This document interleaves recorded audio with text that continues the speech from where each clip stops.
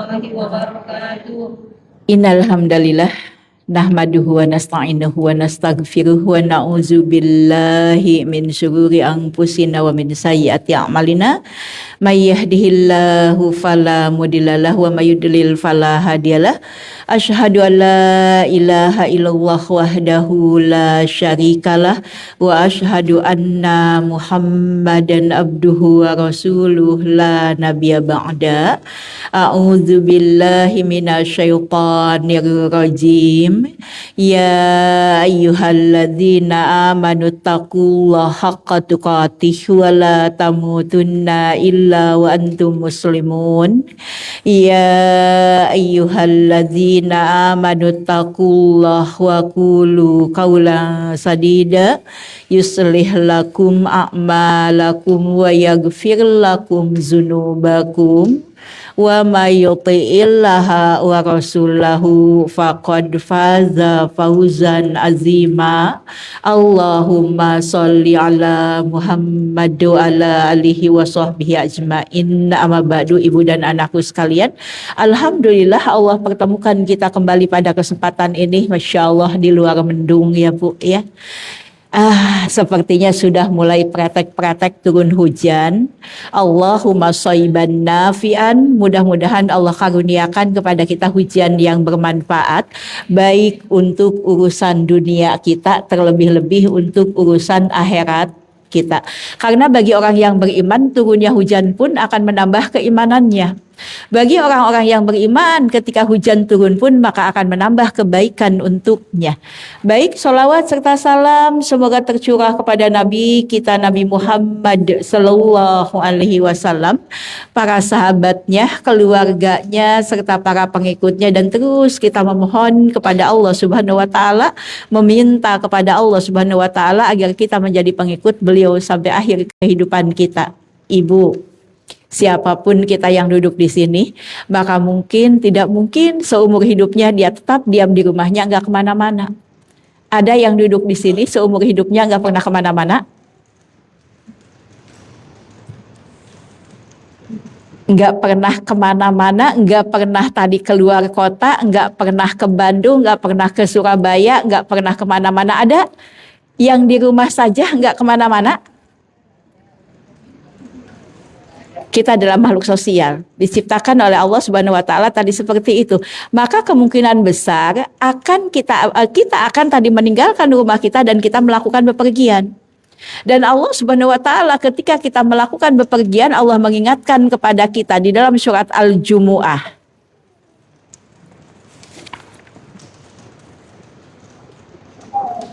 ayat 10.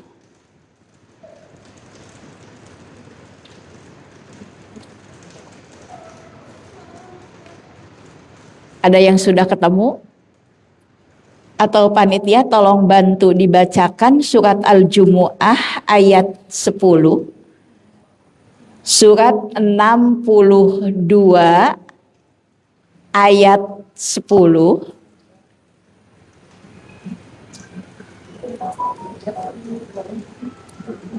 Ketemu Bun? Baik, tolong dibacakan.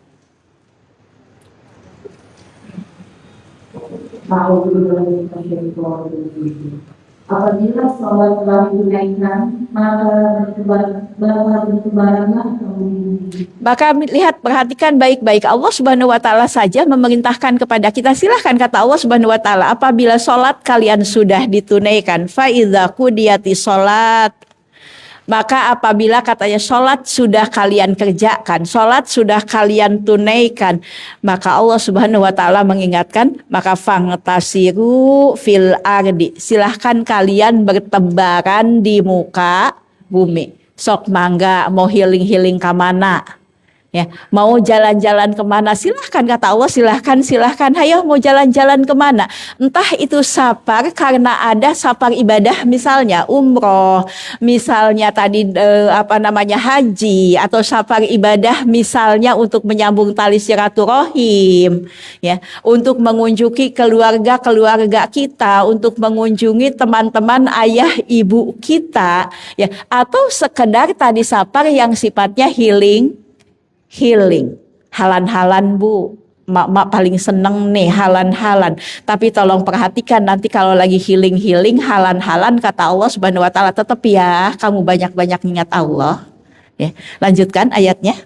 Carilah karunia Allah dan ingatlah Allah banyak-banyak agar kamu. Maka silahkan kata Allah Subhanahu wa taala fangtasiru fil ardi. Bertebaranlah kalian di muka bumi wabtagu min fadlillahi dan carilah karunia Allah Subhanahu wa taala. Hayo kata Allah Subhanahu wa taala jangan kalau kata orang Sunda mah jangan tadi kurung batok katanya. Ya.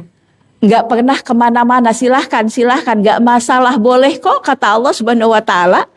Ya, apabila kalian sudah mengerjakan sholat yang diperintahkan sudah Allah lakukan, kemudian silahkan bertebaran di muka bumi untuk apa? Mencari karunia Allah Subhanahu wa taala, baik untuk kepentingan duniamu, terlebih-lebih sabarmu untuk kepentingan akhiratmu. Ya, teruskan.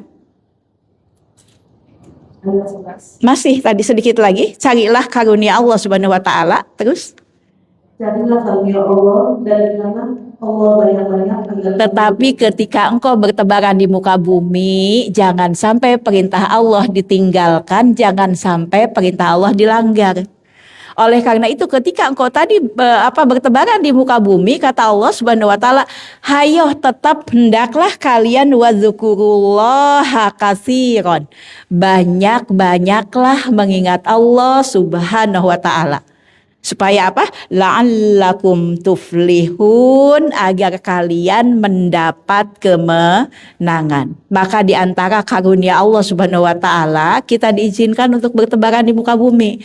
Dan di antara karunia Allah Subhanahu wa taala, Allah ingatkan kita kalau kita bertebaran di muka bumi, tetap kita hendaklah ingat Allah Subhanahu wa taala.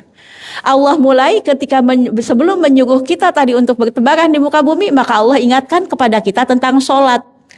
Maka jangan sampai jalan-jalan kita bertebarannya kita di muka bumi ternyata meninggalkan perintah Allah Subhanahu wa taala. Maka anakku, di antara karunia Allah Subhanahu wa taala ketika kita melakukan safar, Allah memberikan kemudahan kepada kita di dalam hal sholat. Karena Rasulullah SAW sudah mengingatkan kepada kita, beliau menyebutkan as-safaru qati'ul azab. Safar itu bagian dari siksaan. Safar itu seenak-enaknya juga menyulitkan. Benar Bu? Safar itu dienak-enak juga menyulitkan. Benar. Safar itu dienak-enak juga melelahkan. Benar ya?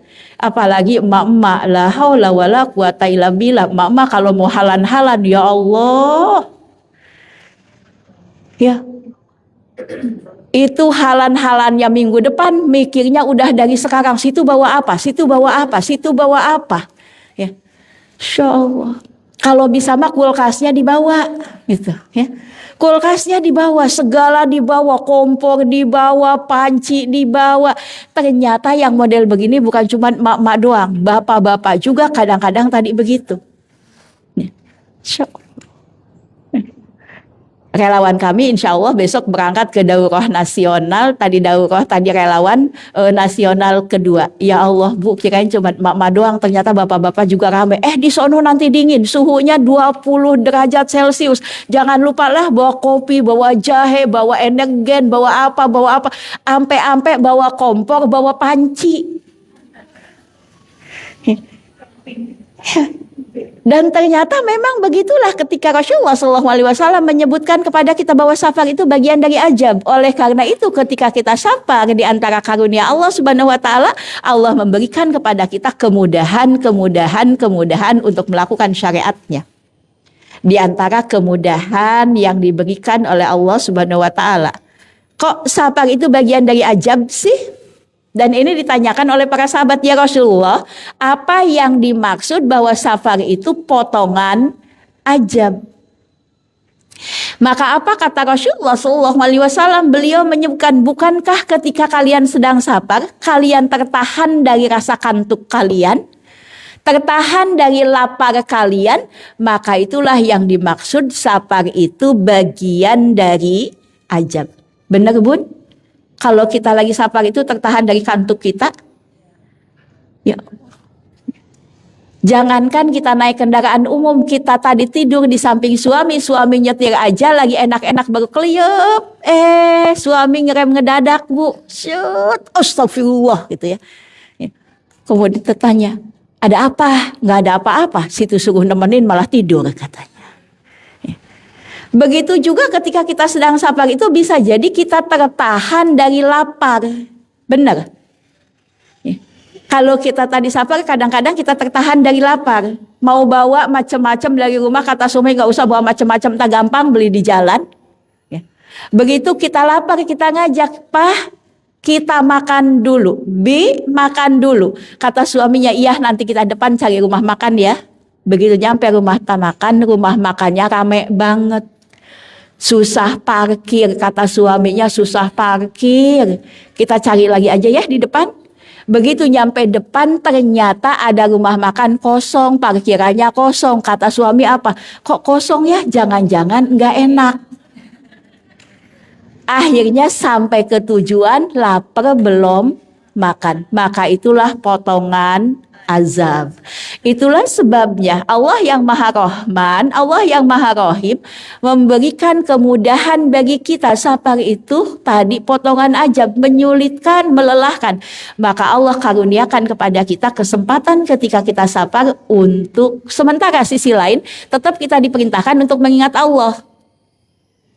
Maka di antara karunia-Nya Allah mudahkan kita ketika safar, sholat kita diperbolehkan untuk dipendekkan.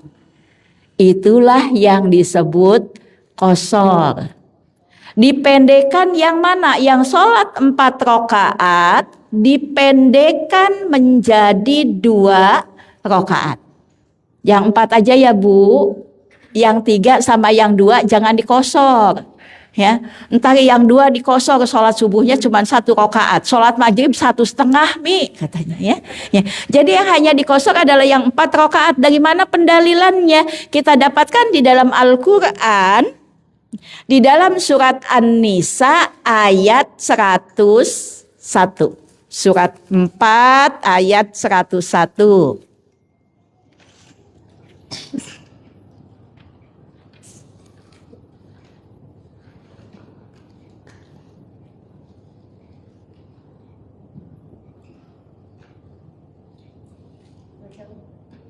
Ya, silakan.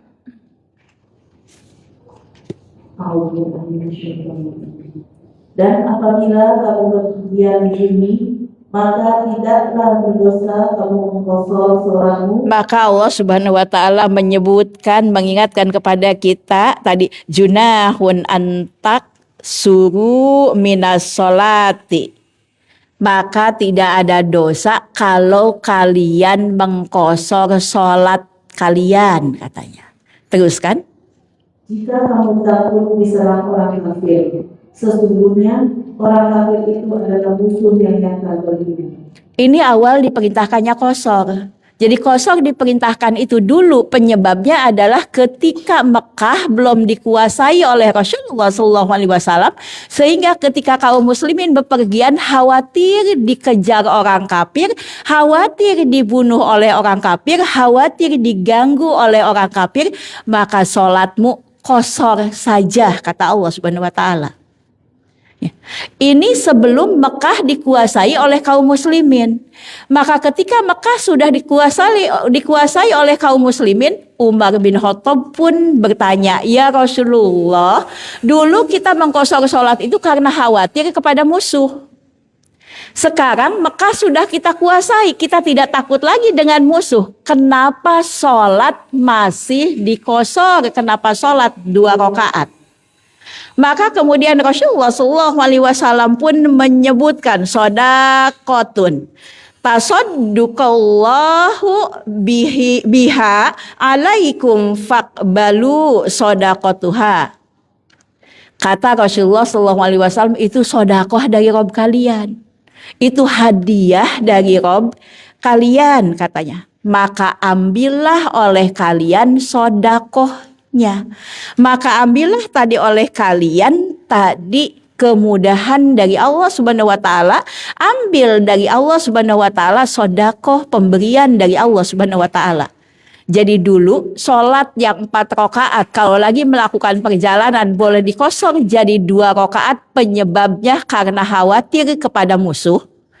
Sementara sekarang sholat 2 rakaat ketika kita sedang safar, yang 4 rakaat kita tadi yang 4 rakaat kemudian kita melakukannya hanya 2 rakaat karena kata Rasulullah SAW itu hadiah dari Allah. Maka terimalah hadiahnya. Di dalam hadis lain menyebutkan itu hadiah dari Allah. Bagaimana menurut kalian kalau kalian kemudian diberikan hadiah, kemudian kalian menerimanya? Senang gak yang ngasih hadiah, Bu? Tapi kalau kita dikasih hadiah, kemudian tidak mau menerimanya, apaan itu? Ini hadiah dari saya. Alah, cuman begituan doang, enggak ah gitu. Kira-kira besok dikasih lagi enggak ya? Ya. Enggak akan bakal dikasih lagi. Menyenangkan yang memberikan hadiah kepada kita, yaitu menyenangkan kosor, menyenangkan Allah Subhanahu wa Ta'ala, karena kita butuh dengan hadiahnya. Begitu juga di dalam hadis Rasulullah Sallallahu Alaihi Wasallam dari Ibnu Abbas radhiyallahu an, di mana Ibnu Abbas berkata Rasulullah Shallallahu Alaihi Wasallam bersabda, faradallahu sholata ala lisani nabiyikum. Maka pendalilan tentang mengkosor sholat pertama kita dapatkan dari Al-Quran surat An-Nisa ayat 101. Yang kedua dari hadis Rasulullah Shallallahu Alaihi Wasallam bahwa kosor adalah hadiah dari Allah Subhanahu wa Ta'ala. Yang ketiga hadis dari Rasulullah Shallallahu Alaihi Wasallam yang menyebutkan faradallahu sholata ala lisanin nabi. Allah telah mewajibkan kepada kalian sholat melalui lisan nabi kalian. Ya. Melalui lisan nabiikum, nabi kalian Shallallahu Alaihi Wasallam, minal hadari arba'an, ketika kita hadir di tempat tinggal kita 4 rakaat. Kemudian fisapari rokaatain, ketika engkau safar 2 rakaat, dan ketika engkau takut 1 rakaat. Terjadi peperangan misalnya, dalam kondisi ketakutan, bom di mana-mana, maka sholat yang 4 rakaat itu boleh dilakukan dengan 1 rakaat. Ketika safar yang tadinya 4 rakaat dilakukan dengan 2 rakaat. Maka dari hadis-hadis ini kita tahu bahwa sholat dikosor hanya boleh untuk orang yang sedang safar. Hanya boleh untuk orang yang sedang melakukan safar. Begitu juga di dalam hadis, di dalam tadi ijma'nya para ulama, di dalam atsarnya sahabat. Jadi perintah kosor itu didapatkan dari Al-Quran, didapatkan dari hadis Rasulullah SAW, dan yang ketiga kita dapatkan dari perkataan para sahabat. Sebagaimana yang disampaikan oleh Ibnu Umar radhiyallahu an, di mana beliau berkata, aku pernah menemani Rasulullah Shallallahu Alaihi Wasallam safar. Maka beliau pun tidak pernah melakukan sholat lebih dari 2 rakaat sampai beliau wafat. Jadi kata Ibnu Umar, aku tuh pernah nemenin Rasulullah Shallallahu Alaihi Wasallam melakukan perjalanan jauh, ya. Dan aku tidak pernah melihat beliau sholat lebih dari 2 rakaat. Sampai kapan? Sampai beliau wafat. Artinya apa? Artinya ketika sedang safar, Rasulullah SAW selalu mengkosor sholat. Dan aku juga pernah menemani Abu Bakar radhiyallahu an di dalam satu perjalanan. Dan aku lihat beliau tidak pernah melakukan sholat lebih dari 2 rakaat sampai beliau wafat. Begitu juga Abu Bakar kalau sedang safar, maka beliau tidak pernah sholat lebih dari 2 rakaat. Maksudnya sholat yang 4 rakaat tidak lebih beliau mengerjakannya dari 2 rakaat. Dan aku juga pernah katanya menemui Umar bin Khattab radhiyallahu an untuk melakukan safar. Dan Umar bin Khattab radhiyallahu anhu tidak pernah sholat melebihi 2 rakaat di dalam perjalanan sampai beliau wafat. Dan aku juga pernah menemani Utsman radhiyallahu an, ya. Utsman bin Affan radhiyallahu anhu di dalam perjalanan. Dan aku tidak pernah melihat Utsman bin Affan sholat lebih dari 2 rakaat di dalam perjalanan sampai beliau wafat. Maka hadis ini menunjukkan kepada kita orang-orang soleh terdahulu, orang-orang yang dijamin oleh Allah Subhanahu wa taala surga, orang-orang yang begitu semangat untuk melakukan kebaikan, maka mereka ketika sabar senantiasa mengqashar sholat. Yang begitu semangat di dalam kebaikan, seandainya ketika safar itu sholat sempurna 4 rakaat lebih baik daripada qashar, tentu orang-orang soleh ini sudah melakukannya. Mereka itu orang yang paling semangat untuk melakukan kebaikan. Maka apabila Rasulullah SAW atau Allah Subhanahu wa taala menurunkan wahyu perintah untuk melakukan kebaikan, mereka enggak pernah pakai kalimat tapi, iya sih, tapi kan. Kalau kita kan kadang-kadang begitu ya, disuruh melakukan kebaikan pakai iya sih, ya. Udahlah Bu, dia kan udah minta maaf, maafin Bu, mudah-mudahan Ibu dapat pahala. Iya sih, tapi kan gitu. Kalau kita suka ada begitu ya. Kalau kemudian kita ke masjid, sendal kita dicari-cari nggak ketemu, kemudian ada sendal lain tadi 1 pasang, kemudian kita memakainya, kemudian diingetin, Bu itu kan sendal orang, aku kagak bakal begini kalau nggak begitu, kata. Aku nggak bakal ngambil sendal orang loh kalau sendalku nggak diambil, padahal judulnya sama-sama ngambil. Insya Allah. Sementara para sahabat itu kalau diperintahkan sesuatu sami'na wa ata'na, enggak pernah tadi sami'na wa asaina. Selalu sami'na wa ata'na, aku dengar, aku ikuti, aku dengar, aku ikutin. Enggak pernah sami'na wa asaina, aku dengar dan aku cuekin. Nah, sahabat yang begitu semangat untuk melakukan kebaikan pun ketika mereka melakukan syafar, sholatnya tidak pernah lebih dari 2 rakaat. Lalu apa sih hukum mengqashar sholat ketika safar? Ya. Apa sih hukumnya? Para ulama berbeda pendapat. Pendapat yang pertama, hukum mengqashar sholat adalah rukhsah, keringanan. Itu keringanan dari Allah Subhanahu wa taala, maka ambil keringanannya. Jangan sok kuat. Karena kadang-kadang orang tidak mau mengqashar sholat di dalam perjalanannya itu 2. Pertama, bisa kok. Kan sekarang mah gampang. Ya. Sholat zuhur 4 rakaat, banyak rest area, banyak pom bensin, bisa kok kita melakukannya. Ibu, emangnya kita kira Rasulullah SAW nggak bisa melakukannya? Bisa, apalagi beliau naik onta, mau berhenti dimanapun, mau sholat selama apapun, nggak ditinggalin ya Bu ya. Nah kita naik Rosalia Bu, ya lama-lama kita sholat di masjid ditinggalin sama Rosalia. Ini bisa, beliau bukan tidak bisa. Yang kedua, kadang-kadang orang nggak mau mengqashar sholatnya ketika melakukan bepergian, alasannya sayang qobliyah dan ba'diyahnya. Sayang qobliyah dan ba'diyahnya. Lagian kita bisa kok 4 rakaat. Ya. Maka ketahuilah kalau kita bisa 4 rakaat, Rasulullah SAW pun bisa, tapi beliau tidak melakukannya. Para sahabat lebih bisa lagi, tapi mereka tidak melakukannya. Kalau tentang qobliyah dan ba'diyahnya jangan khawatir.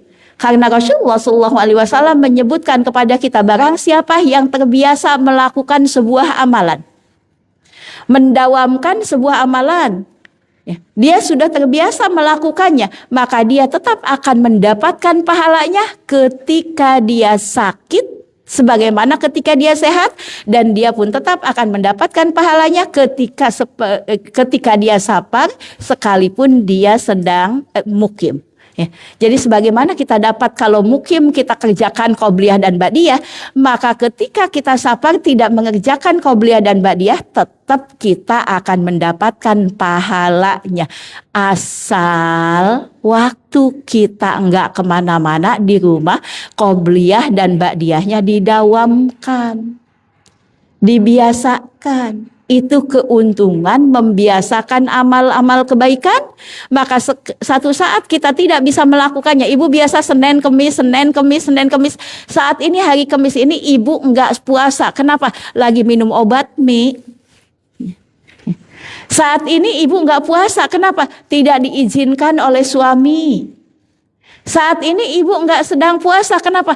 Tadi pagi mertua datang bawa sarapan, pengen makan bareng misalnya. Ya. Sehingga kita pun tidak melakukan puasa, maka mudah-mudahan kita tetap mendapatkan pahala sebagaimana kita mengerjakannya. Begitu juga qobliyah dan ba'diyah. Maka meskipun hukumnya rukhsah, keringanan, maka ambillah. Karena kita akan disebut sombong kalau dikasih keringanan tapi enggak mau. Yang kedua, ulama menyebutkan hukumnya wajib. Kalau yang pertama rukhsah, berarti dikerjakan kita ngambil keringanan, enggak dikerjakan enggak berdosa. Tapi dia telah meninggalkan kemudahan dari Allah Subhanahu wa taala. Khawatir jatuh kepada kesombongan. Sementara pendapat yang kedua, qasar di dalam safar itu hukumnya wajib. Paham maknanya kalau hukumnya wajib? Berarti kalau kita mengqasar sholat kita dapat pahala, kemudian tadi tidak berdosa. Tapi kalau hukumnya wajib, kalau kita sedang safar tidak mengqasar sholat, sholatnya sah tapi berdosalah kita. Di antara yang berpendapat seperti itu adalah Ibnu Qayyim. Ibnu Taimiyah berpendapat bahwa mengqasar sholat ketika safar hukumnya wajib. Maka apabila ada yang safar, sholatnya tidak diqasar, sholatnya tetap sah, tapi dia berdosa meninggalkan yang wajib. Dari mana mereka menghukumi tadi qasar di dalam safar itu hukumnya wajib? Tadi dari kebiasaan Rasulullah SAW, kebiasaan para sahabat, mereka tidak pernah sholat lebih dari 2 rakaat. Maka para ulama menyebutkan, maka dari tadi pernyataan tersebut, hukum mengqasar sholat hukumnya adalah wajib. Kita lanjut, ya. Di tempat manakah kita sudah diperbolehkan mengqasar sholat? Di tempat mana kita sudah diperbolehkan mengqasar sholat? Atau dari tadi kita ngomong safar gitu ya. Lalu apa sih itu safar? Gitu. Kita bahas ini dulu deh. Sebelum di tempat mana kita bahas tentang safar dulu. Apa sih itu safar? Kalau menurut bahasa, safar maknanya adalah perjalanan. Tapi menurut syariat yang dimaksud safar adalah perjalanan jauh. Perjalanan jauh yang memerlukan persiapan khusus.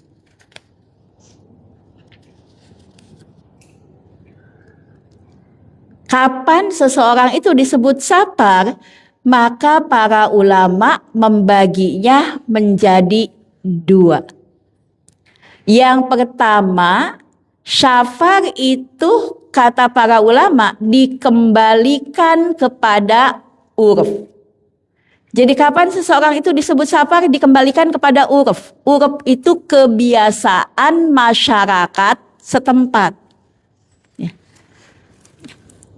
Orang Senturi menyebutkan kemana dia safar, berarti itulah safar.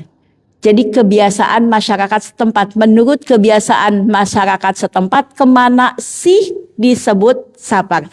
Orang Senturi kalau ke Tanah Abang disebut sapar gak? Bu, saya izin besok nggak talim, kenapa? Mau sapar ke Tanah Abang katanya. Berarti orang Senturi tidak menyebutkan bahwa Tanah Abang bagian dari sapar.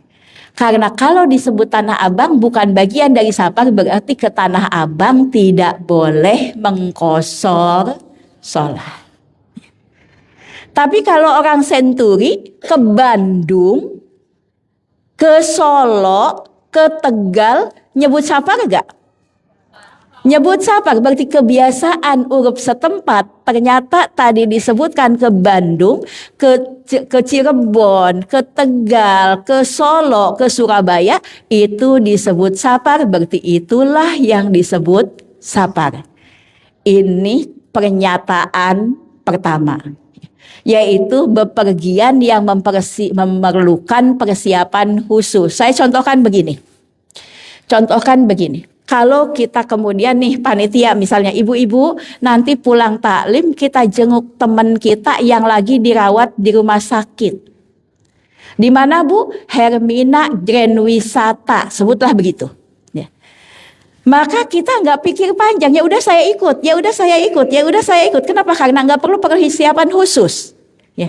Saya ikut. Tapi kalau begini, ibu-ibu nanti pulang taklim kita jenguk teman kita lagi dirawat ya di rumah sakit. Rumah sakit mana Bu? Hasan Sadikin Bandung.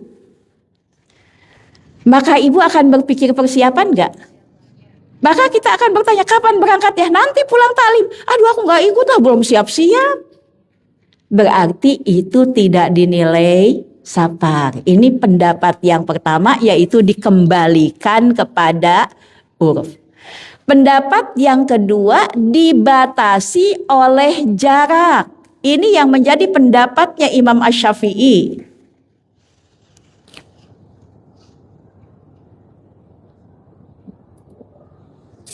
Ya. Kapan tadi dia disebut sapar? Yaitu apabila perjalanannya sudah menempuh 16 farsa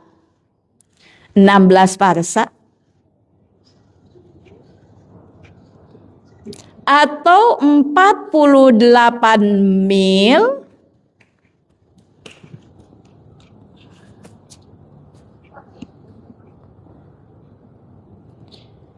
atau kira-kira 82 sampai 85 kilometer.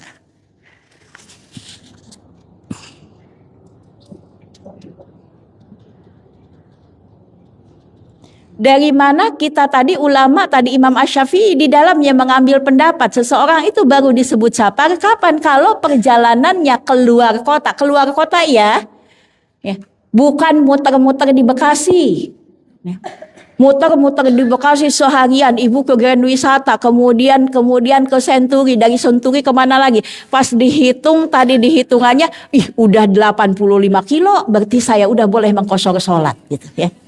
Bukan semata-mata jarak keluar kota, bukan jarak muter-muter di Bekasi. Ya Allah Bun, kalau muter-muter di Bekasi saya tiap hari qashar melulu. Ya. Qashar melulu ke Tambun, dari Tambun ngisi kajian ke Galaksi, dari Galaksi ke sini misalnya. Makanya bukan itu, tapi jarak keluar kota apabila sudah menempuh jarak 82 sampai 85 km, berarti kalau menurut pendapat Imam Asy-Syafi'i itu sudah disebut perjalanan jauh, sudah disebut sapar. Kalau kita sekarang kan gampang ya Bun.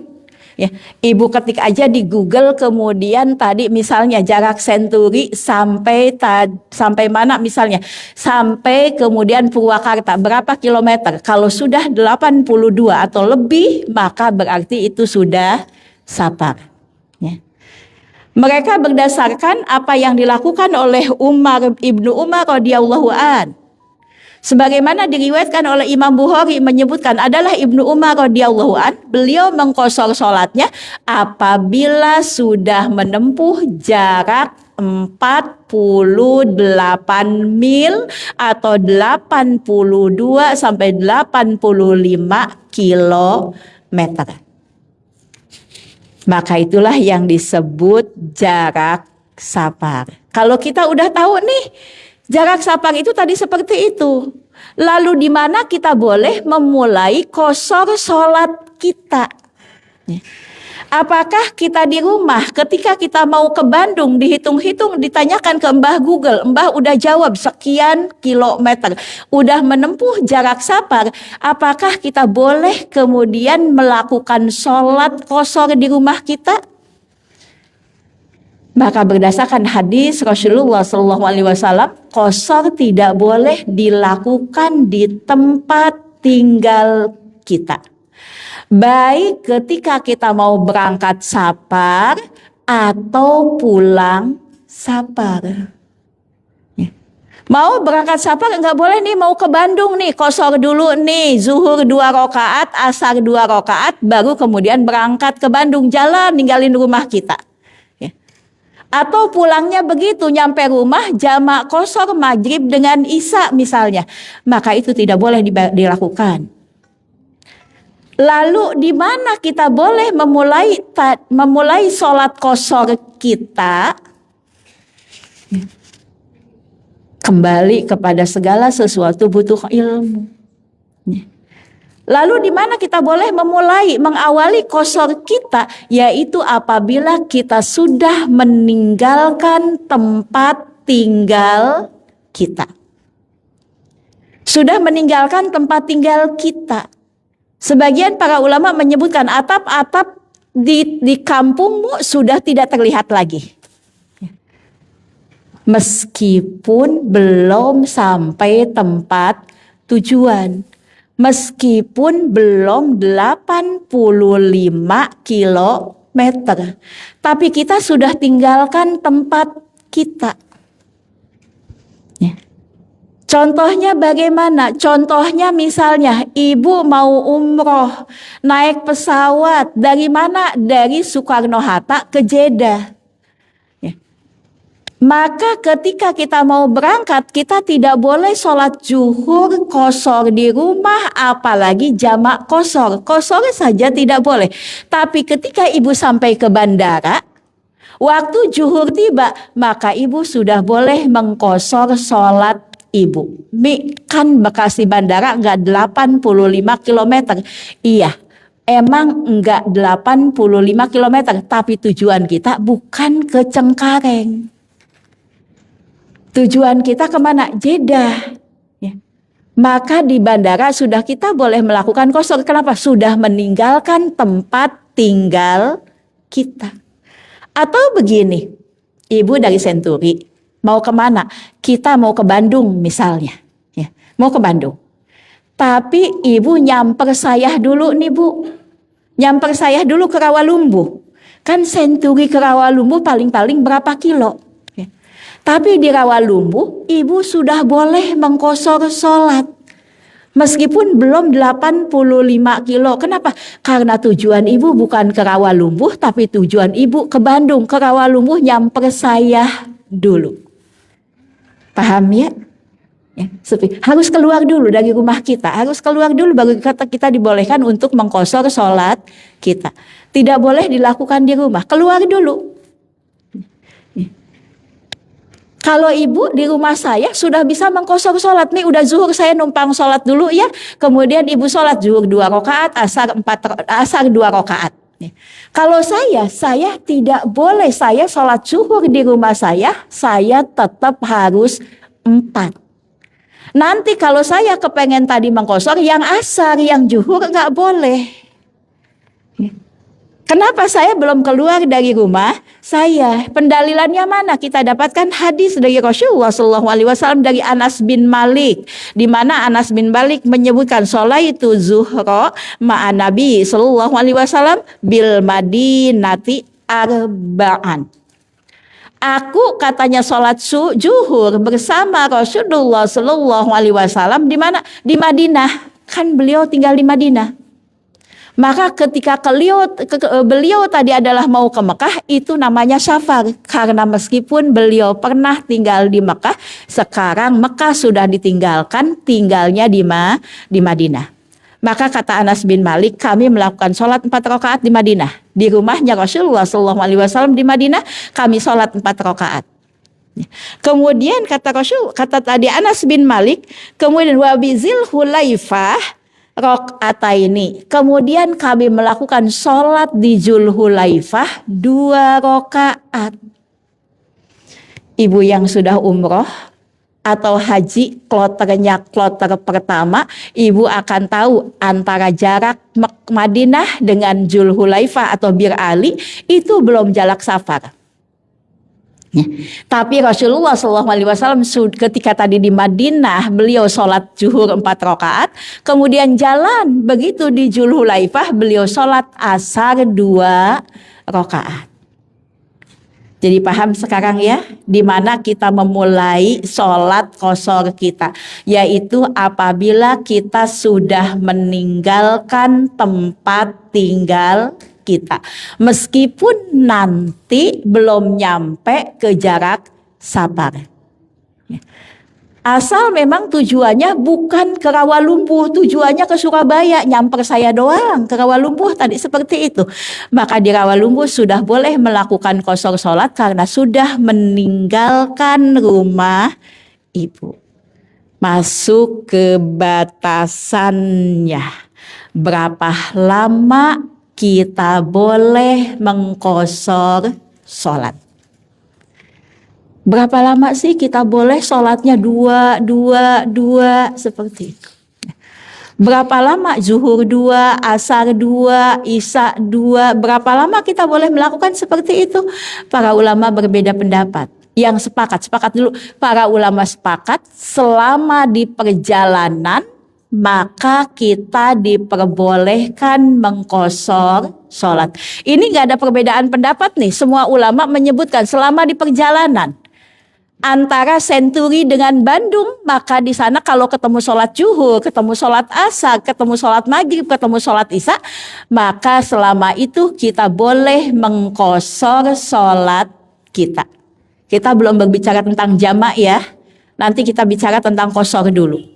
Selama di perjalanannya boleh nih, dari sini kemana? Dari sini ke Jeddah. Selama dari rumah ibu kemudian tadi sampai ke Jeddah, maka selama itu juga dari Jeddah nyambung lagi ke Mekah, maka selama itu juga kita diperbolehkan mengqashar sholat.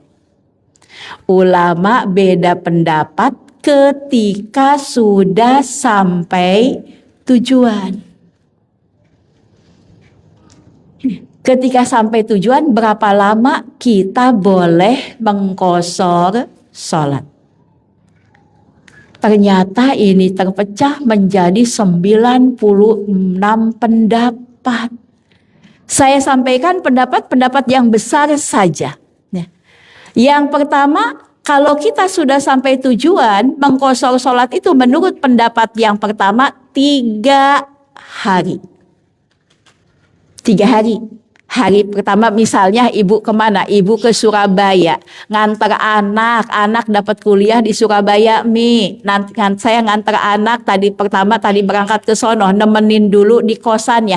Maka hari pertama ibu masih diperbolehkan untuk mengqashar sholat, hari kedua juga mengqashar sholat, hari ketiga mengqashar sholat. Menurut pendapat yang ini hari keempat sudah harus sempurnakan sholatnya. Ini pendapat yang pertama. Sudah harus disempurnakan tadi sholatnya. Dari mana mereka menyebutkan 3 hari? Dikiaskan, disamakan dengan tamu.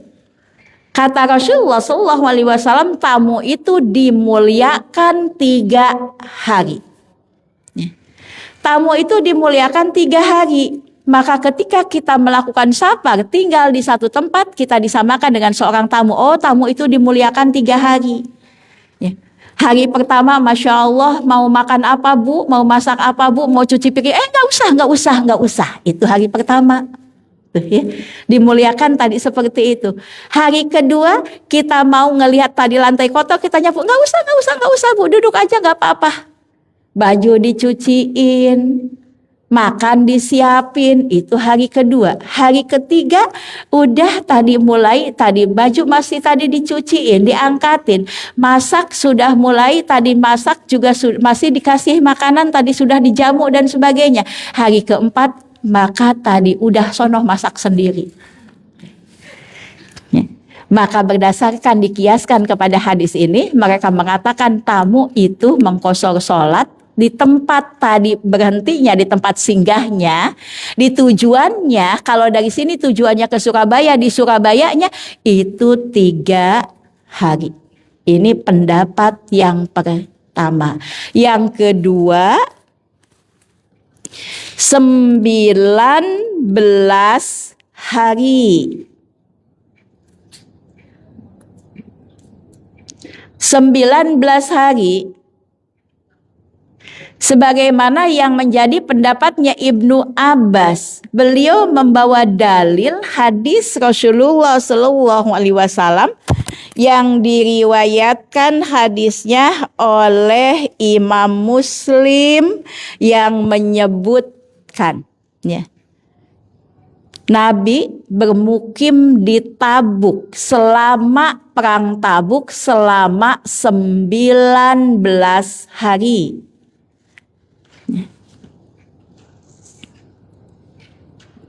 Jadi Nabi Shallallahu Alaihi Wasallam katanya dia melakukan perjalanan ke Tabuk. Ini ketika terjadi perang Tabuk. Selama di Tabuk Rasulullah Shallallahu Alaihi Wasallam tinggal selama 19 hari. Maka beliau pun terus menerus mengqashar sholatnya. Maka kata Ibnu Abbas, kami pun seperti itu. Kalau kami melakukan perjalanan kurang dari 19 hari, kami mengqashar sholat kami. Dan apabila kami melakukan perjalanan lebih dari 19 hari, maka kami sempurnakan setelah 19 hari. Jadi melihat apa yang dilakukan oleh Rasulullah SAW ketika beliau berada di Tabuk. Maka Ibnu Abbas pun begitu. Kalau melakukan perjalanan kurang dari 19 hari, beliau mengqashar terus mengqashar selama 19 hari. Kalau lebih dari itu, maka ke Ibnu Abbas pun kemudian menyempurnakan sholatnya. Ini bagi yang berpendapat 19 hari. Ini emang ada orang yang sabar 19 hari. Lah, ibu kalau haji berapa hari? 28 hari atau tadi 28 atau bahkan bisa jadi 30 lebih. Ya, ketika melakukan ibadah haji. Ya. Berarti kan bisa lebih dari tadi seperti itu. Maka kalau ngambil pendapatnya Ibnu Abbas 19 hari ibu qashar, selebihnya ibu sempurnakan. Ini belum titik loh, baru koma ya, nanti perhatikan lagi. Karena ada pendapat yang ketiga.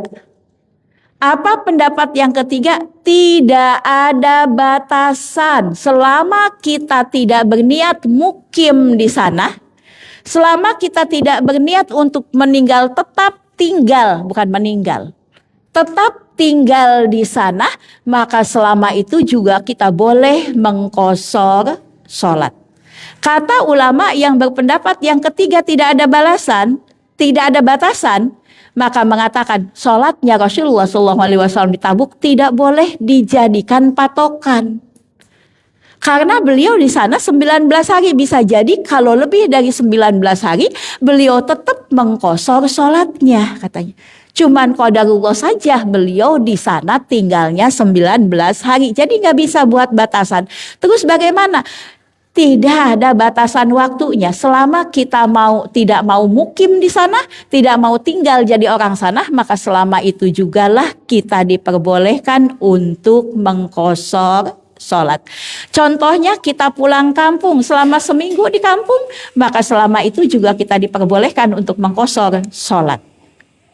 Dari mana pendalilannya? Dari hajinya Rasulullah Sallallahu Alaihi Wasallam. Kan ketika beliau haji lebih dari 19 hari. Dan beliau terus menerus mengqashar sholatnya. Kadang-kadang beliau mengqashar sholatnya, kadang-kadang beliau jamak. Kadang-kadang beliau mengqashar sholatnya Jadi sholat zuhur di waktu zuhur, asar di waktu asar, cuman dikosor. Maghrib di waktu maghrib, isya di waktu isya, cuman dikosor. Sholatnya di setiap waktunya tapi dikosor. Tapi kadang-kadang juga beliau menggabungkan jamak dengan kosor. Kosor dengan jamak. Ya. Bagaimana kita memilihnya? Menggabungkan jamak kosor apa kosor? Dilihat keadaan. Di Arafah Rasulullah SAW jamak kosor. Tapi di Muzdalifah itu ibu yang sudah berangkat haji nggak ada kerjaan ya. Di Muzdalifah itu kita cuma gelar tikar, numpang tidur di sana. Nggak ada yang dikerjain. Ya, ya. Nggak ada yang dikerjain. Nyari batu tidak harus di Muzdalifah. Ya. Kalaupun mau nyari di Muzdalifah cukup untuk tadi 7 untuk melempar yang pertama. Gitu. Ya. Nggak ada kerjaan. Maka beliau di Muzdalifah mengkosor saja tanpa menjamak. Maghrib di waktu maghrib, isya di waktu isya, jamak jamak kosor. Afwan, bukan di Muzdalifah. Jamak kosor karena memang di Muzdalifah diperintahkan untuk istirahat. Di Mina beliau hanya mengkosor saja tanpa menjamak. Kenapa? Di Mina itu nggak ada kerjaan, lempar jumroh, setelah itu bebas. Nggak ada kerjaan. Lempar jumroh setelah itu bebas. Maka beliau tadi mengkosor di waktunya tanpa menjamaknya. Zuhur di waktu zuhur 2 rakaat, asar di waktu asar 2 rakaat, maghrib di waktu maghrib 3 rakaat, isya di waktu isya 2 rakaat, subuh di waktu subuh 2 rakaat tanpa dijamak. Kosor terus seberapa lama? Selama beliau tinggal di Mekah, selama beliau tinggal di Mina, maka beliau terus-terusan mengkosor sholat. Begitu juga Anas bin Malik. Anas bin Malik menyebutkan, aku pernah tinggal di Azerbaijan selama 6 bulan. Dan aku terus-menerus mengkosor sholatku. Dan aku menunggu kesempatan untuk bisa pulang ke Madinah menunggu cairnya salju. Jadi Anas bin Malik 6 bulan di Azerbaijan itu bukan mau tinggal di Azerbaijan. Cuman beliau pas mau pulang terhalang oleh salju. Ya. Sehingga tidak berniat untuk mukim di Azerbaijan. Allahu a'lam. Saya sendiri mengambil pendapat yang ketiga. Selama saya melakukan safar, maka selama itulah saya mengkosor sholat tanpa memaksakan pendapat kepada ibu-ibu sekalian. Sekarang ibu sudah tahu ada 3 pendapat, mau 3 hari, 4 harinya sempurna, mau 19 hari, hari ke-20-nya tadi sempurna, atau seperti yang diambil oleh Anas bin Malik, selama kita tidak berniat menetap di satu tempat, cuman kunjung doang. Beda dengan anak kita yang mau kuliah, dia kan sudah berniat untuk tadi tinggal di sana selama 8 semester seperti itu. Atau anak kita yang mungkin tadi pondok pesantren di luar kota seperti itu, dia sudah berniat. Berarti dia melakukan sholat kosornya cuma 3 hari, setelah itu sempurna. Maka silahkan ibu mau mengambil pendapat yang mana, yang jelas ibu pegang ilmunya. Saya 3 hari. Kenapa bu 3 hari? Karena tamu itu dimuliakan 3 hari. Saya ngambil 19 hari. Kenapa 19 hari? Karena Rasulullah SAW ketika beliau ada di Tabuk pun beliau mengkosor sholatnya hanya 19 hari. Seperti itu. Ini yang terkait dengan tadi kosor. Selanjutnya adalah orang mukim bermakmum kepada orang yang safar. Gimana kalau kita mukim bermakmum dengan orang yang safar? Paham bu? Kita mukim. Misalnya tadi sebutlah ke rumah kita datang ibu kita. Ya, datang ibu kita. Kemudian kita mau sholat berjamaah. Ibu kita jadi imam padahal dia kan musafir. Berarti dia akan mengkosor sholatnya. Sementara kita adalah makmum. dan kita adalah tamam. Maka kalau orang mukim jadi makmum orang musafir, maka kita tetap lakukan 4 rakaat. Jadi kalau imamnya sholat 1 rakaat, 2 rakaat, salam kanan, salam kiri, ibu jangan ikutan salam. Nih. Tapi sempurnakan 4 rakaat. Sebaliknya, kalau kita tadi imamnya tadi mukim, mukim, orang yang mukim bermakmum kepada imam yang safar. Berarti imamnya safar, makmumnya mukim ya. Ya. Imamnya safar, makmumnya mukim. Ya. Maka kalau seperti itu, imam sholatnya qashar, makmum sempurnakan. Imam sholatnya qashar, karena dia mah sedang safar, sholatnya 2 rakaat. Kita mah nggak sedang safar, maka sholat kita adalah 4 rakaat. Jadi begitu imam 2 rakaat salam kanan, salam kiri, kita tambah 2 lagi kalau asar. Ya. Kita tambah 2 lagi. Tapi kalau sebaliknya, imamnya mukim, makmumnya qashar.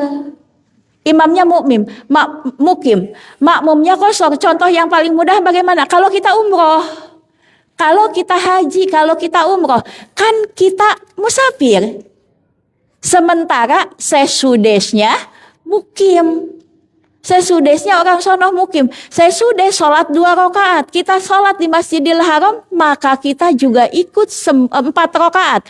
Maka kita sholat tadi di Masjidil Haram, sempurnakan 4 rakaat. Jangan ibu ikut sholat bersama imam nih. Ya, sesudes, sebutlah di Masjidil Haram yang paling mudah. Sesudes ngimamin 4 rakaat. Kemudian kita makan musafir. Ya. Kalau musafir ambil keringanan dari Allah Subhanahu wa taala. Saya sudah dapat 2 rakaat duduk tasyahud awal, kemudian saya sudah berdiri lagi, ibu salam ke kanan, salam ke kiri. Boleh enggak? Enggak boleh. Salatnya akan menyebabkan tidak sah. Kenapa? Karena ju'ilal imam liyu'timma bih. Imam itu untuk diikuti. Imam itu untuk diikuti. Sampai-sampai ada seorang sahabat yang bertanya begini, wahai Ibnu Umar, katanya, bagaimana menurut pendapatmu kalau aku adalah mukim, sementara imamnya adalah safar, maka aku masuk ke rakaat yang ketiga. Imam udah dapat 2 rakaat nih, sebut saya sudah dapat 2 rakaat. Kita nungguin nih, dia dapat 2 rakaat tasyahud akhir, kemudian tadi saya sudah berdiri untuk ke rakaat yang ketiga, kita masuk. Sholat asar sebutlah, atau sholat isya. Kita masuk. Begitu masuk saya sudah dapat 4, kita kan baru dapat 2 ya. Maka ditanyakan kepada Ibnu Umar, boleh nggak kalau begitu? Aku kan safar nih.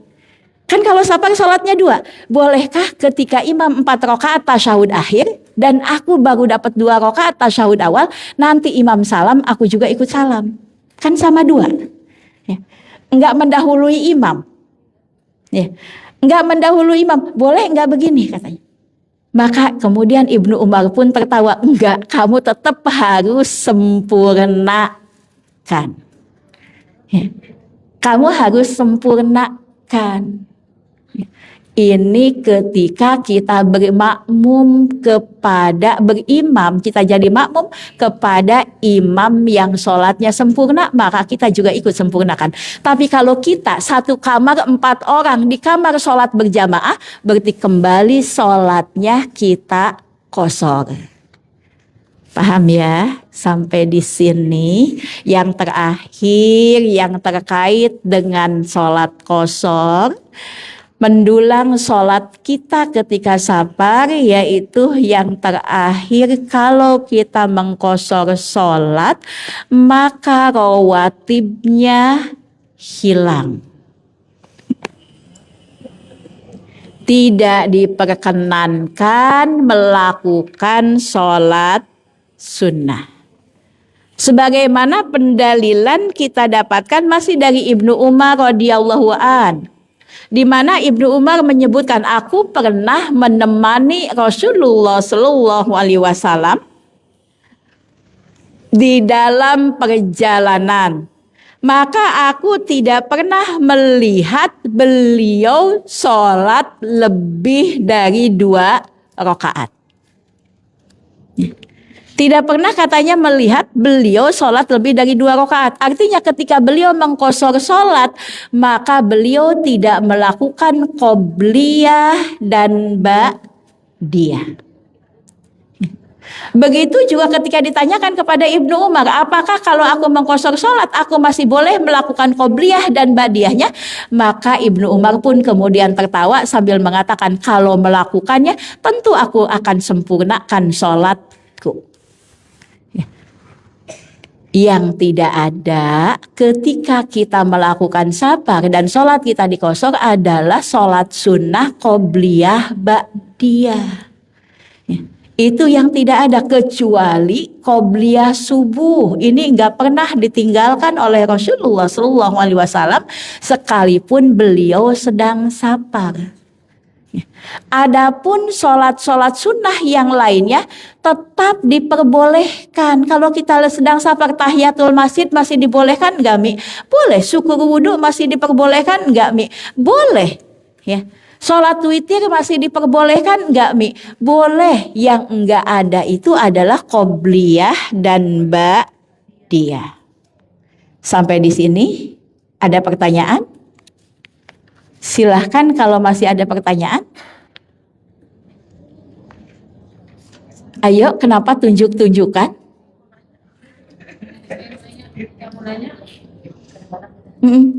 Silahkan.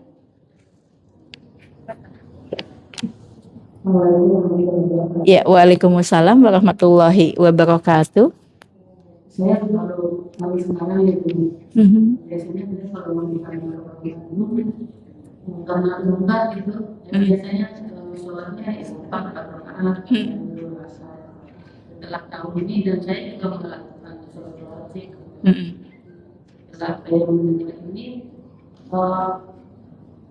karena pada kalau gitu kita udah minat, nggak ada halangan apa-apa, Iya. Maka melakukannya normal. Apakah itu setiap karena kita sudah tahu ya? Iya. Saya sudah dikasih tahu 2 aja. Saya kerjakan itu apa? Bu, iya, mudah-mudahan Allah Subhanahu wa taala mengampuni kesalahan-kesalahan kita karena kelalaian kita, karena ketidaktahuan. Artinya sekarang sudah tahu, maka jangan diulangi lagi. Saya sudah menyampaikan dari awal, penyebab orang menolak qashar, ya. Menolak tadi mengqashar sholat, memendekkan sholat, merasa mampu, merasa bisa. Longgar kok, nggak ngapa-ngapain. Coba kita perhatikan, Rasulullah SAW selama di Mina itu longgar nggak? Longgar nggak selama di Mina? Longgar, nggak ngapa-ngapain. Di Mina itu kalau kita melakukan ibadah haji kan cuman lempar jumroh doang. Selesai lempar jumroh seharian nggak ada yang dikerjain, ya. Longgar.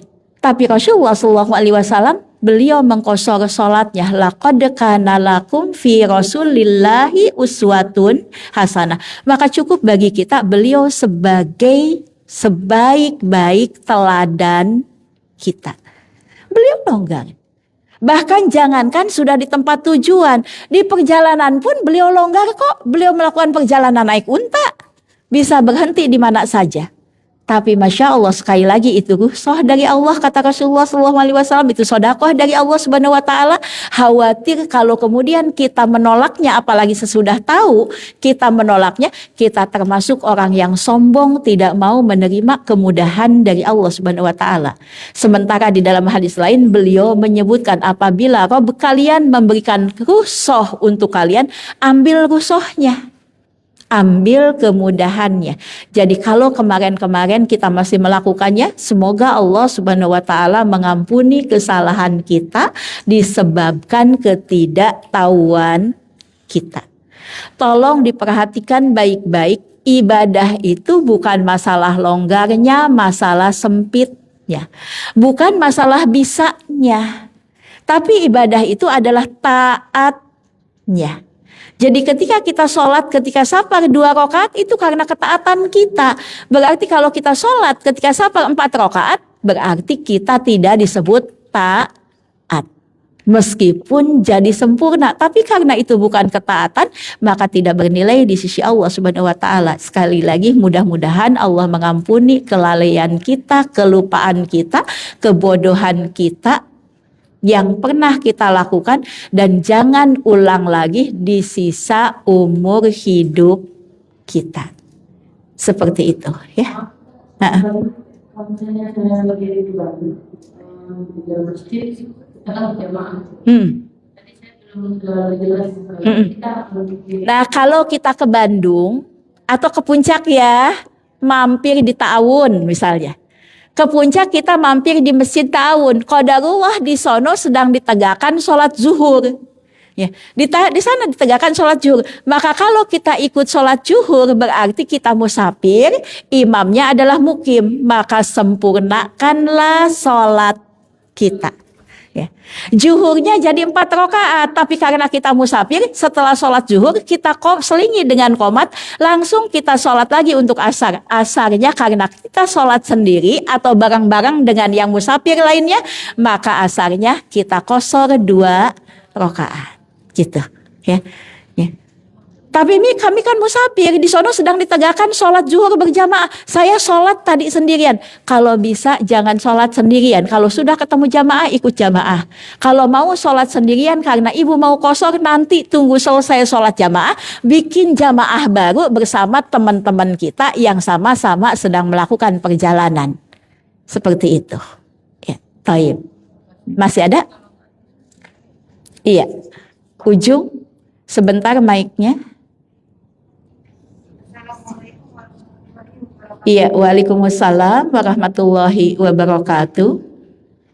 Itu Umi tadi yang perjalanan musafir yang hari itu yang sholat qashar itu berarti kalau pulang kampung ke Jogja itu kan di perjalanan kan udah qashar ya. Kalau di perjalanan ulama sepakat qashar sholatnya katanya. Yang di sananya itu yang di daerah Jogja. Yang selama di Jogjanya, di rumah ibu kita di Jogja, di rumah adik kita di Jogja, maka tadi ada 3 pendapat. Ibu mau ambil yang mana? Kalau saya secara pribadi, saya ngambil pendapat yang ketiga. Tidak ada batasnya. Selama saya tidak berniat untuk jadi orang Jogja, maka selama itulah saya mengqashar sholat. Ya, Thaib. Mudahnya Umi contohkan begini. Kita antar anak kita ke Jogja yang mau kuliah di Jogja. Ya. Yang mau kuliah di Jogja seperti itu. Kita nyariin tadi kosan atau sudah dapat kosannya. Kita antar tadi seperti itu. Kita karena kita itu tadi adalah tidak berniat mukim di Jogja, ngantar anak kita doang berapa hari, 3 hari paling-paling kalau ini urusannya udah selesai. Ya. Kosan udah dapet, anak-anak juga udah dapet teman, saya langsung pulang. Berarti kita tidak berniat untuk mukim di sana, nggak berniat untuk jadi orang sana. Nah, kalau ngambil pendapat tadi yang ketiga, berarti selama 3 hari itu dia mengqashar sholat. Ya. Ya. Selama atau seminggu dia di sana tadi masih mengqashar sholat, masih harus ngebeliin tadi peralatan untuk anak-anak, masih harus tadi melakukan pemberkasan atau lainnya, sehingga kita seminggu ada di sana, maka seminggu itulah kita terus-terusan mengqashar sholat. Adapun anak kita yang sudah berniat kos di sana, kuliah di sana selama 4 tahun, berarti dia sholatnya 3 hari qashar, setelah itu dia sempurna sholatnya. Ya, begitu tadi untuk mudah membedakannya. Masih ada? Iya. Silakan 1, 2 terakhir. Tangga silakan Bu. Dari Sapa, kemudian sudah sampai misalnya rumah kita di Bekasi. Sebutlah di Senturi ya rumahnya. Tapi kita di bandara itu sudah masuk maghrib gitu. Tapi kita mau karena masih kotor gitu ya, kita pulang langsung ke sini sudah melebihi isya. Nah kita isyanya gimana? Maka ibu karena sudah sampai rumah, sampai ke bandara maghrib, tapi udahlah langsung aja deh, jangan berhenti dulu, keluar dari bandara itu menjelang maghrib misalnya ya. Kemudian naik mobil di jalanan itu tadi maghrib, udah langsung aja deh, langsung pulang, nggak usah mampir dulu.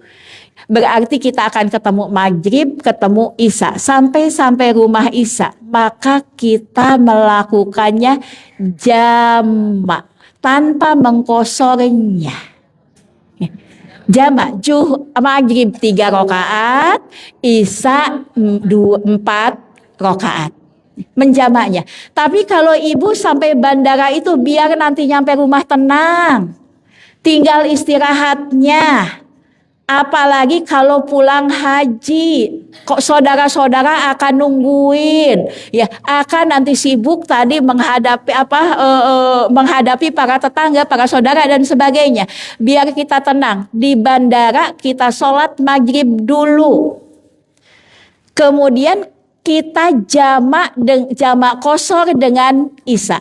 Maka di bandara, sebagaimana ketika berangkat kita sudah boleh mengkosor sholat kita di bandara, begitu juga saat pulang. Selama kita belum sampai ke tempat tinggal kita, kita boleh melakukan jamak kosor. Maghrib 3 rakaat, kemudian isya 2 rakaat. Sebutlah pulang dari bandara, lapar, makan malam dulu, cari tempat makan malam. Di tempat makan malam ada musolahnya. Sambil nungguin makanan, ibu sholat maghrib 3 rakaat, isya 2 rakaat. Tapi qadarullah nyampe ke rumah itu, waktu isya masih ada. Waktu isya masih ada, nyampe rumah itu jam 9, bahkan bukan jam 9, belum azan isya. Bagaimana dengan sholat kita? Sholat kita sudah sah, tidak perlu diulang lagi. Ibu tinggal mandi, beres-beres, ganti baju, bobo deh. Ya, seperti itu. Tapi kalau diputuskan sholatnya di rumah, yang ada jamak, tidak ada kosor. Paham ya? Baik. Tanah Abang nih ya. Iya. Iya, lanjut. Jadi kita mungkin tidak dapat sholat Tanah Abang. Kemudian dari Tanah Abang pulang itu sebelum asar gitu. Atau sebutlah udah asar ya. Sebelum asar gitu ya. Tanah Abang kita pulang dari Tanah Abang sebelum asar. Ternyata kita perkirakan nanti sholat asar nyampe rumah itu kita bisa sholat asar. Tapi qadarullah macet. Pertanyaannya, bolehkah sholat zuhur dan asar dijamak di Tanah Abang? Atau kalau tidak boleh bagaimana? Maka jawabannya, takut macet bukan alasan untuk menjamak sholat. Artinya apa? Tidak boleh kita di Tanah Abang kita menjamak apalagi kosor. Ya kosor udah nggak boleh nih karena ini bukan safar. Menjamak sholat tadi di Tanah Abang karena macet bukan alasan untuk mengkosor sholat. Kenapa? Karena macet itu bisa jadi bisa enggak. Iya, nggak boleh. Macet bukan alasan, takut macet. Takut macet bukan alasan untuk menjamak sholat. Ya. Kita jamak takut macet, itu bukan alasan. Jadi nggak boleh di Tanah Abang kita tadi menjamak antara zuhur kita dengan asar kita. Terus kalau qadarullah macet, kenapa? Karena macet belum tentu. Takut macet itu belum tentu macet. Ya. Belum tentu macet. Ya. Bentar. Kemudian kalau ternyata macet beneran gitu ya. Macet beneran. Sehingga jam 5 masih di jalan. Jam 5:30 masih di jalan. Ini udah mau habis waktu asarnya nih. Kalau begitu berarti sholatlah di atas kendaraan. Makanya kita persiapkan diri. Ini khawatir macet, bukan jamak, tapi khawatir macet, wudhu dulu nanti kalau pas benar-benar macet bisa sholat di kendaraan, gitu ya. Bisa sholat di kendaraan, nggak boleh Karena macet bisa jadi, bisa enggak. Tapi kalau ternyata beneran macet, sholatlah di atas kendaraan. Jadi bukan menjamak sholat di Tanah Abang, tapi siap-siap supaya nanti kalau pas di jalanan macet, saya tetap bisa melakukan sholat. Seperti itu ya. Baik. Tanya, kalau kita ini mau berangkat dari Bekasi mau naik kereta api jam 9 malam. Jam 1 malam. 9 malam. Oh, jam 9. Kita kan masih di sini, rencana berangkat ke Gambir jauh ya Mi. Dari Gambir itu habis sholat maghrib. Nah maghrib sama isanya kita jamak Di rumah. Tidak boleh. Rasulullah SAW beliau apabila beliau berangkat sebelum sholat zuhur tiba, sebenarnya ada hadis yang membolehkan, tapi hadisnya doib. Ya. Tapi yang sahih adalah apabila Rasulullah SAW beliau mau melakukan perjalanan safar sebelum sholat zuhur tiba, maka beliau pun keluar dari rumahnya, terus nanti beliau berhenti di waktu zuhur atau di waktu asar, jamak qashar asar dan zuhurnya.